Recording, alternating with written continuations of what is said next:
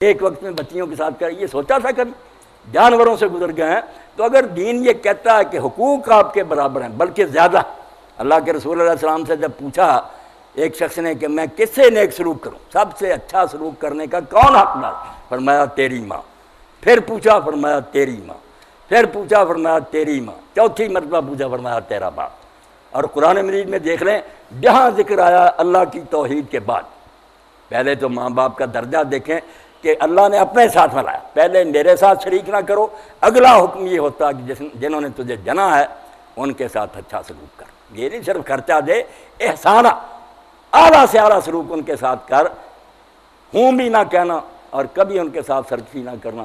اور وہاں بھی آپ دیکھ لیں والد کا ذکر جو ہے وہ ضمن نہیں گزر گیا کہ ماں باپ کے ساتھ نیک سلوک کر، الگ نہیں، آگے جتنی تفصیل آئے گی کہ ماں نے تجھے پیٹ میں اٹھایا، ماں نے تجھے جنا، ماں 2 سال تجھے دودھ پلاتی رہی، ساری مشقتیں اور تکلیفیں ماں کی اللہ بیان کرے گا۔ اور اسی کے لیے اللہ کے رسول نے کہہ دیا کہ جو ماں کو دکھ دینے والا نے اللہ اس پر جنت حرام کر دی۔ اللہ کہتا تیرا میری جنت میں کیا کام ہے، حرامی تو نے اس ماں کی بے عزتی کی۔ جب بستر خراب ہو جاتا تھا بیچاری ادھر لیٹتی تھی، تجھے دوسری طرف ہٹاتی۔ اگر تو بیمار ہو جاتا ساری رات بے قرار رہ کر تیرے سرانے کھڑی رہتی، مگر خدمت کا وقت آیا تو نافرمان ہو گیا، تیرے لیے جنت میں کہاں جگہ؟ تو یہ شرارت کی بات ہے کہ عورتوں کے حقوق اسلام میں نہیں۔ آپ پڑھے کوئی حقوق کسی نے ان کو نہیں دیے، ترقی کے نام پر صرف ذلیل کیا ہے۔ اسلام ان کو کہتا اگر ماں ہے اس کے قدموں کے نیچے جنت ہے، اگر وہ بیٹی ہے فرمایا جس کے گھر میں 3 بیٹیاں ہو جائیں، برا نہ منائے، اچھی تربیت کرے، کننا ستر اللہ من النار، وہ باپ کے لیے دوزخ کی طرف سے پردہ ہو جائیں گی، آڑ بن کر کھڑی ہو جائیں گی کہ ان کو ہم نے دوزخ میں نہیں جانے دیتا۔ اور اگر فرمایا بیوی ہے، خیرکم خیرکم لأہلہ، مسلمانوں تم میں سے سب سے اچھا وہ شمار ہوگا جس کا سلوک اپنی بیوی سے اچھا ہوگا۔ تو اللہ کی امانت سمجھ کر لایا تھا، اس باپ نے اپنی عزت تیرے حوالے کی تھی نکاح کے وقت، تو گارنٹی اس کے پاس کیا تھی کہ صرف یہ اللہ سے ڈرے گا۔ اور اسی لیے آیتیں پڑھی حضور علیہ السلام نے خطبہ کے موقع پر، وہ بدقسمتی سے اب رسم بن گئی کہ مولوی صاحب آتے ہیں چوروں کی طرح پڑھتے ہیں، نکاح ہو گیا جی دعا کرو، کسی کے پلے کچھ نہیں پڑتا۔ اس طرح سٹیج ہونا چاہیے، سپیکر ہونا چاہیے، عالم آیتیں تلاوت کرے اور پوری تقریر کرے کہ میں نے کیا پڑھا، ان آیتوں میں کیا کرا۔ اللہ اس میں 5 مرتبہ کہتا ہے ان آیتوں میں اتقوا اللہ، بیٹا اللہ سے ڈرنا، ورنہ قبول کے بعد ہمارے ہاتھ میں کچھ نہیں رہے گا، ہمارے جو سر کے بال ہیں وہ تیرے پیروں کے نیچے آ جائیں گے، اس کے بعد ہماری عزت تیرے ہاتھ میں۔ اللہ سے ڈرنے کی 5 آیتیں حضور نے پڑھی، اور ساتھ ہی کہا ان اللہ کان علیکم رقیبا۔ صرف مرد اس وقت نہیں اس نکاح کو سن رہا ہے، اللہ خود اس مجلس میں موجود ہے، وہ دیکھ رہا ہے کہ تم کس نیت سے ایجاب کرتے ہو۔ قولوا قولا سدیدا، جب کہو گے نا میں نے قبول کیا تو نیک نیتی سے کہنا، کھوٹ نہ رکھنا۔ یصلح لکم اعمالکم، اللہ تمہارے سارے کام سنوار دے گا۔ یغفر لکم ذنوبکم، کوتاہیاں کو رہ جائیں گی بخش دے گا۔ ومن یطع اللہ ورسولہ فقد فاز فوزا عظیما، اللہ رسول کی مان کر تم دونوں رہو گے تو ساری دنیا میں بیڑے پار ہو جائیں گے آگے۔ ایسی آیتیں حضور نے پڑھی۔ تو آپ یہ سن لیں کہ حقوق میں عورتیں زیادہ ہیں مردوں سے، فرائض الگ ہیں کہ وہ کام جو ان کے کرنے والے ہیں وہ مرد نہیں کریں گے، مردوں والے کرنے کی وہ نہ کوشش کریں۔ دایاں ہاتھ دایاں رہ، بایاں بایاں رہ، یہ دونوں اگر جڑنا شروع کر دیں میں بایاں کیوں بنا یہ دایاں، تو فساد ہے۔ انہوں نے فساد معاشرے میں ڈالا۔ ایک ڈرائیونگ سیٹ پر بیٹھا ہوا ہے، دوسرا جو ہے وہ سردار دوسری طرف بیٹھا، اگر سارے جھگڑیں کہ میں ہی ڈرائیور بننا، وہ کہا نہ ڈرائیور کسی نے نہیں بننا، سب سیٹ ہی بنیں گے، گاڑی چلے گی۔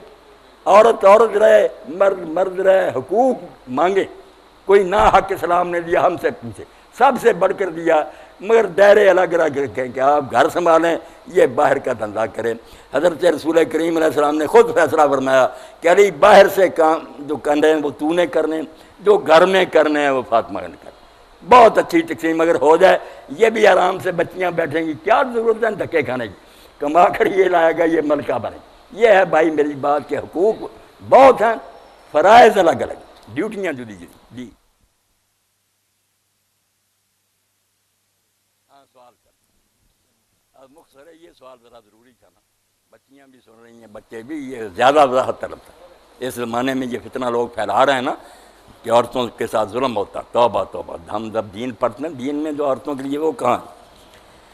رکوع سے کھڑے ہوتے وقت امام کہتا ہے سمع اللہ لمن حمدہ، مقتدیوں کو بھی سمع اللہ لمن حمدہ کہنا چاہیے، اور پھر ربنا لکل الحمد کہنا چاہیے۔ بہت دیر سے یہ مسئلہ آ رہا۔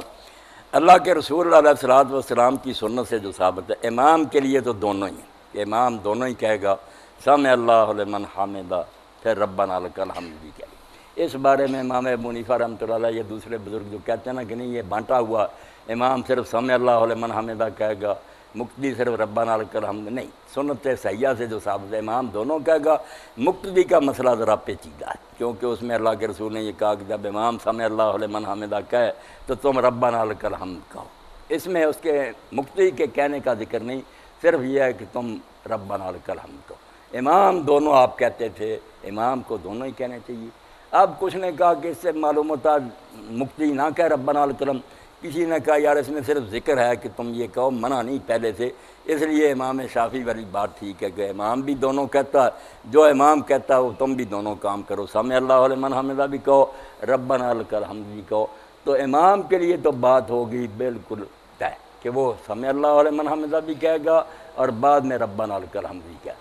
مقتدی ان دونوں میں سے جو مرضی کہہ لے، دونوں کہہ لے، یا صرف ربنا لکل الحمد، یہ اجتہادی مسئلہ، کوئی بات نہیں، دونوں درست۔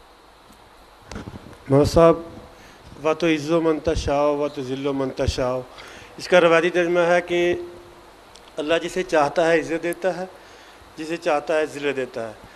تو یہ تو پھر تھوپ دینے والی بات ہے کہ جسے جو مرضی دے دے، پھر اس میں انسان کا کیا قصور ہے؟ اس پر سر تھوڑی سی روشنی ڈال دیں ترجمے پر۔ میرے بھائی، صرف عزت ذلت نہیں، رزق کا کم ہونا، رزق کا بڑھنا، تندرستی دینا، بیماری دینا۔ میں اب درست بول رہا ہوں، ابھی فالج ہو جائے، جو مرضی ہوتا تو وہی ہے جو اللہ چاہتا ہے۔ اللہ تعالیٰ دنیا پیدا کر کے بے دخل نہیں ہو گیا، اپنی دنیا پر اس کا پورا ہولڈ ہے، یہ دنیا اس کے قابو میں ہے، زمین و آسمان میں جو کچھ ہو رہا ہے اس کی اجازت دیتا تو ہوتا ہے۔ اگر وہ اذن نہ دے، نہ کوئی برائی کر سکتا، نہ نیکی، یہ نہیں کہ کہتا کرو مگر کرنے دیتا۔ اگر کوئی بدماشی کرنا چاہتا تو اجازت اس کی طرف سے کر لے، مگر جائے گا تو جہنم میں، تجھے اختیار ملا ہے۔ کوئی نیکی کرنا چاہتا اللہ اس کو بھی نہیں روکتا، اختیار ہمیں ملا ہے، مگر ہوتا وہی ہے جو اللہ چاہتا۔ میں حج کرنا چاہتا ہوں، اگر اللہ تعالیٰ کو منظور نہیں کسی حکمت کی وجہ سے، مجھے موقع نہیں ملتا، بیمار ہو جاتا ہوں، حکومت اجازت نہیں دیتی، تو حج نہیں میں کر سکا ارادے کے باوجود، مگر اللہ کی رحمت ہے کہ ثواب نہیں میرا وہ ضائع کرتا، ثواب مجھے پورا ملے گا۔ نہ ہو سکے وہ کام کوئی بات نہیں۔ تو عزت ذلت جو ہے نا، کوئی اوپر جاتا ہے کوئی نیچے ہوتا، تو اللہ کی طرف سے فیصلہ، مگر وہ فیصلے حکمت پر مبنی ہے کہ اگر لوگوں نے کوشش کی، جہاد کیا، سچے مومن بن گئے، اللہ عزت دے دیتا۔ چاہتا وہی ہے، مگر چاہتا اصول کے تحت ہے۔ کیا ہو گیا؟ بند ہو گیا۔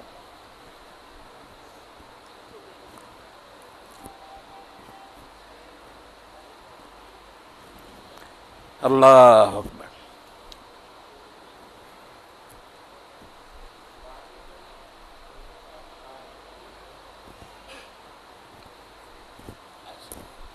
تار نیچے آ گئی۔ ہوگا بھائی وہی جو اللہ چاہے گا، مگر اللہ کے چاہنے کے اصول ہیں، ضابطے ہیں، بے ڈنگا نہیں چاہتا۔ اللہ چاہے گا تو رزق فراخ کرے گا، مگر کوشش کرنی پڑے گی، دکان کھولیں، کھیت میں ہل چلائیں، محنت کریں، انشاءاللہ اللہ رزق بڑھا دے گا۔ گھر میں بیٹھیں گے، جیسے حضور علیہ السلام نے فرمایا، تو دروازے بند کر کے بیٹھ جاتا ہے اور کہتا ہے اللہ مجھے رزق دے، اللہ تعالیٰ ایسے بندے کی دعا قبول ہی نہیں کرتا کہ ہاتھ پاؤں جو دیے تھے وہ کیوں نہیں ہلاتا؟ جو پہلے تجھے دے دی وہ تو بغیر تیری دعا کے میں نے دی ہوئی ہیں، پہلے برتنا ان کو، آگے مرحلہ آئے گا جہاں تو بے بس ہو جائے گا، پھر مجھے کہنا وہ کام میں کروں گا۔ جو کرنے کے اللہ نے مجھے ہاتھ دیے، منہ دیا، روٹی سامنے پڑی، میں اٹھا کر کھاتا نہیں، بھوکا ہوں، تو بھوک اللہ ہی دور کرے گا، مگر طریقہ یہ روٹی کھا، میں اٹھاؤں نا، اللہ کیوں پھر مجھے رزق دے گا، پھر بھوکا ہی مروں گا۔ تو چاہتا اللہ ہی ہے، مگر اس کا ہر چاہنا حکمت اور ضابطے کے تحت۔ بخشتا ان کو یہ جن کو چاہتا، مگر بیان فرما دیا کہ بخشوں گا ان کو جو اللہ رسول کی اطاعت کریں گے۔ سزا دیتا وہی ہے، کوئی نبی ولی نہیں دے سکتا، مگر سزا انہی کو دے گا جو مجرم اور باغی ہوگی۔ اس کا چاہنا عدل پر مبنی ہے، بے ڈنگی نہیں کہ اندھی لاٹھی ہے جس کے لگ گئی، اصول کے تحت۔ اور اگر ظالم کو بھی موقع ملتا ہے، فرعون کو دے دیتا، یزید کو دے دیتا، تو ہمارے گناہوں کی شامت ہوتی ہے، وہ بھی غلط فیصلہ نہیں ہوتا، ہمارے کرتوت ہوتے ہیں جن کی وجہ سے اللہ ظالم کو مسلط کر دیتا۔ ظالم اپنی جگہ خوش ہوتا ہے کہ اللہ نے مجھے بڑی عزت دی، عزت نہیں ہوتی، اس کا بھی امتحان ہوتا۔ اس کی موت ہوتی ہے کہ کسی دن اس کے گلے میں پھندا پڑ جاتا ہے، وہ مضبوط